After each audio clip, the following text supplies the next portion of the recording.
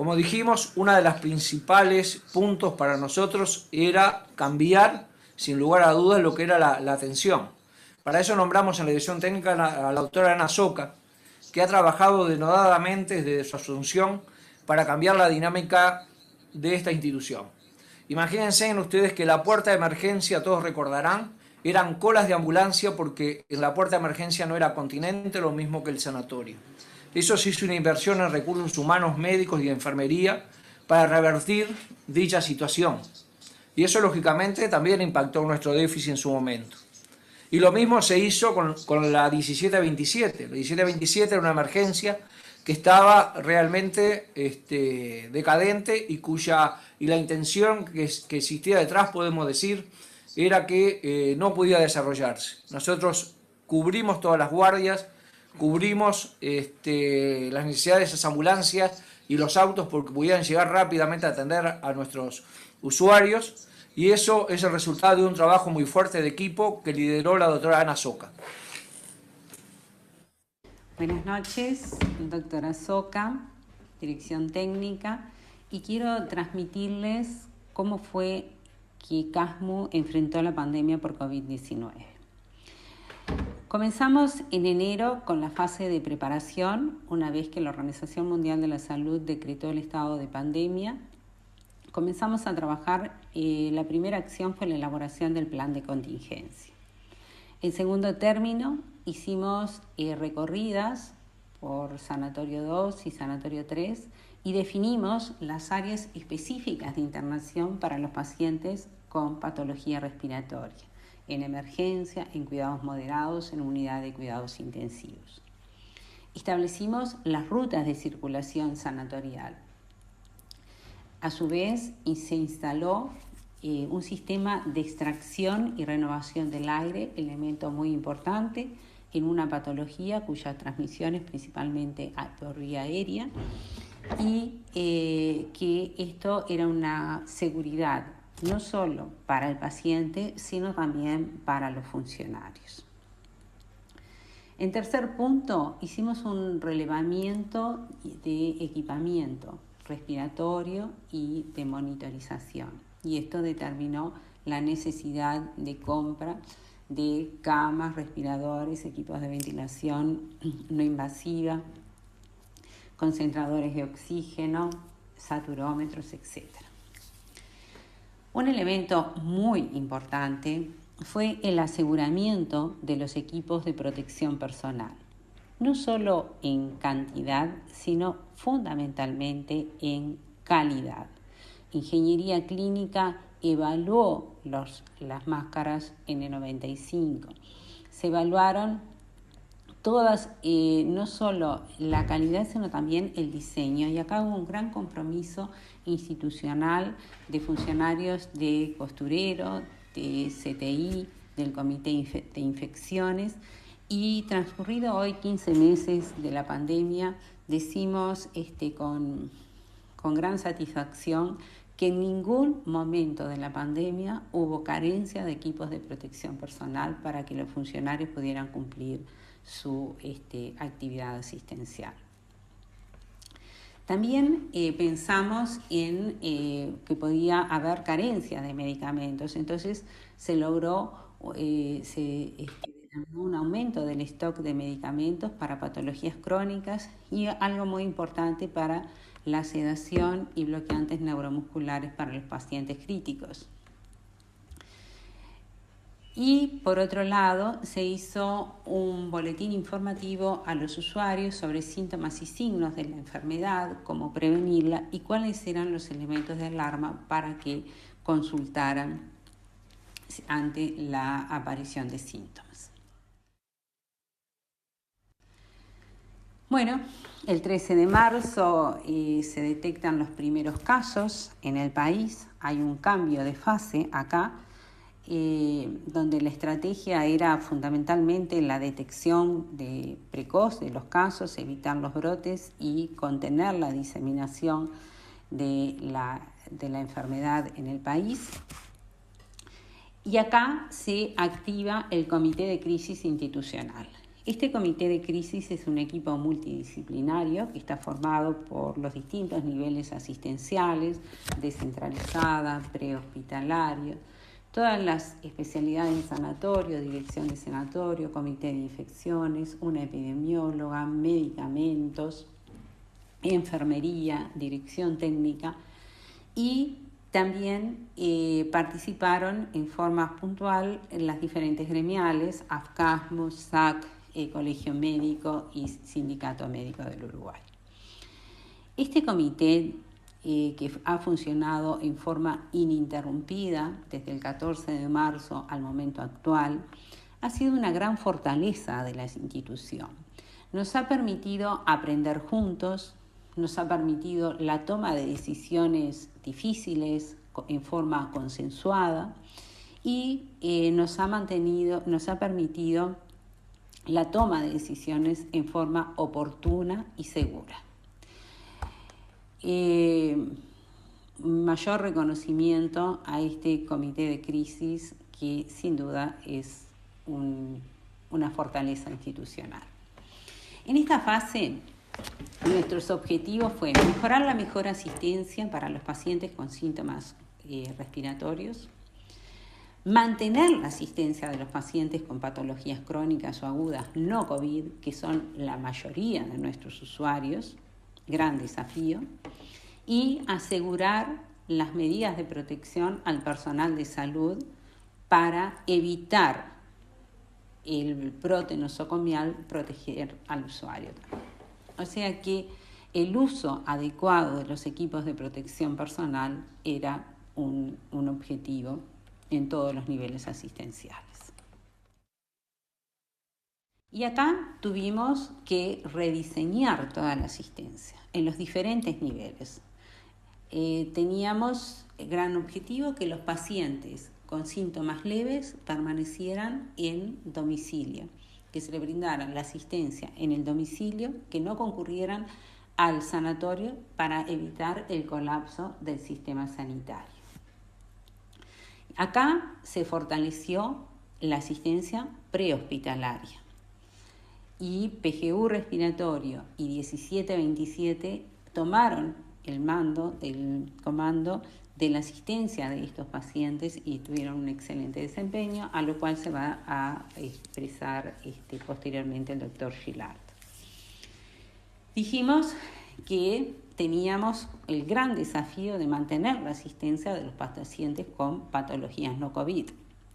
Por lo tanto, los 36 centros médicos se mantuvieron abiertos durante la pandemia, tanto en modalidad telefónica o presencial, de acuerdo a lo establecido por el Ministerio de Salud Pública. A su vez, se aseguró la dispensación de medicación. No era solo asegurar la consulta, sino también que ese paciente tuviera el acceso a la medicación, por lo cual se hizo una extensión de la receta médica a 6 meses y se fortaleció, se creó el envío de medicación a domicilio. El Policlínico Central readecuó su funcionamiento y también se fortaleció el sistema de internación domiciliaria y cuidados paliativos, que aumentaron sus cupos. Esto que permitió que en el momento de mayor demanda tuvimos 200 pacientes internados en el domicilio, tanto por paliativos como internación domiciliaria, lo que sin duda ayudó a evitar la sobrecarga en el sanatorio.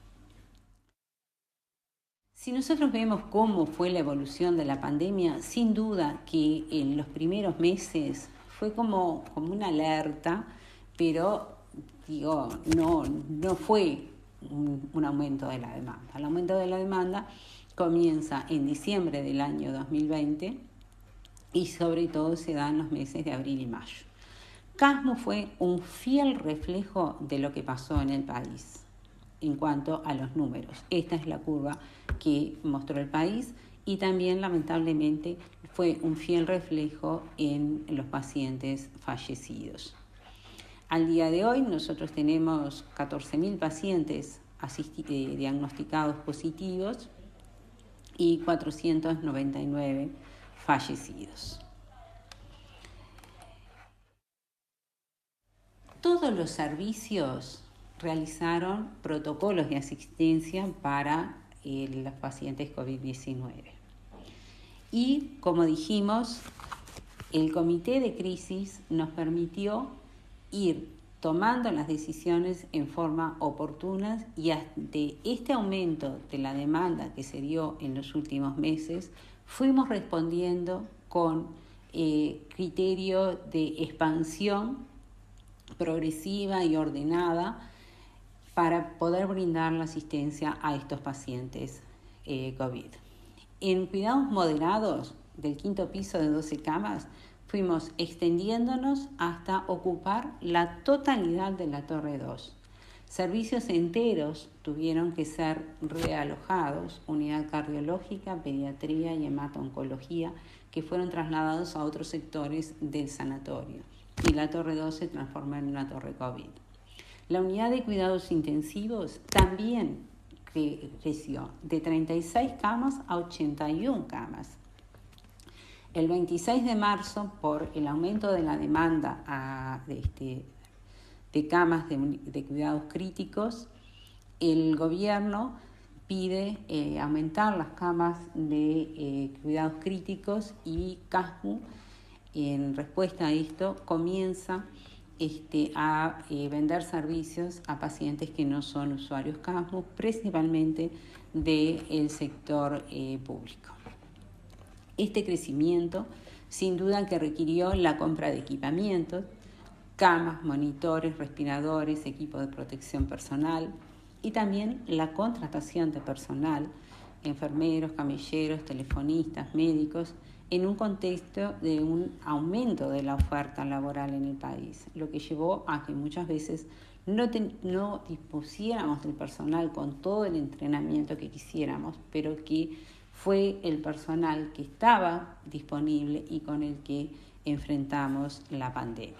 En toda la pandemia hubo actividades de capacitación y redistribución de personal. La actividad quirúrgica fue uno de los elementos perjudicados, se adecuó al momento epidemiológico y siempre priorizando la patología oncológica. Si nosotros tenemos que destacar algunos hitos importantes en la pandemia, lo primero fue el diagnóstico de PCR de SARS-CoV-2 que comenzó precozmente. No llevaba un mes de transcurrida la aparición de casos en el país y el 8 de abril el laboratorio de CASMU comienza con la técnica diagnóstica biología molecular por la doctora Cecilia Britos, lo cual fue perfeccionándose hasta poder procesar 1.100 muestras por día. Otro hecho importante fue la apertura del isoparking, que comenzó el 15 de abril, una técnica que vimos en otros países y que significaba una seguridad para el paciente para poder concurrir a hacerse la toma de hisopado sin mayor contacto con el sistema de salud. La telemedicina, que comenzó en abril del año 2020 y que rápidamente se extendió a varias especialidades y también para el seguimiento de los pacientes COVID.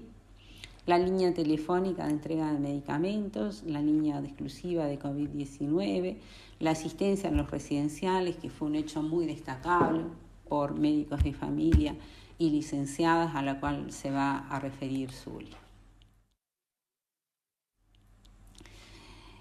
Sin duda que tuvimos dificultades que fueron sorteadas y lo más importante es que ahora, en el momento que estamos en baja de los casos, una baja significativa, vemos retrospectivamente y lo que podemos es agradecer a todo el equipo asistencial porque realmente hubo un compromiso importante, un gran profesionalismo y un gran trabajo en equipo.